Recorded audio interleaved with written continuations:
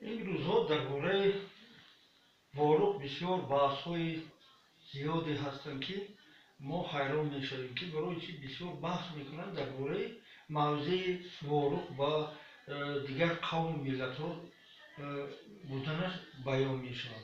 واروق این از قدیم‌الایام سرزمین تاجیکان بود، چون این مردم قومی از قوم آریایی بوده، در اینجا از دوره قدیم زندگی می‌کرد و تنها یک خیلی ملت ها میگن که واروق این زمینی بود که قرقیزتبار باشد و سال 1924 وقتی که مرزبندی آغاز یافته بود، در این دوره واروق در دوره شوروی از نام تاجیکان، یعنی مردم تاجیک حساب کرده میشد، ولی در آن دوره این موضوع رو به قوم‌های ترک زبان منصوب دانستند.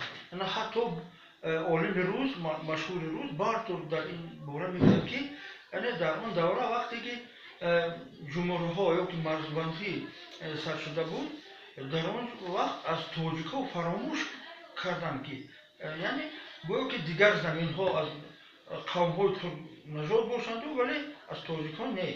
این خیلی نیست. واروق این زمین تاجیکان است، این زمین تاجیکان است. این خیلی نمیشد که وای از دیگر قوم و دیگر ملت ها باشد. ما به همین مردمی به ما دوست و همسایه همه خیلی مراجعت میکنیم که نه، واروق این سرزمین تاجیکان از دوره قدیم بود، هست و میماند. برای همین مراجعت میکنیم به مردمی قرقیز زبان که این خیلی نمیشد، بیا با هم دوست و برادرانه زندگی کنیم.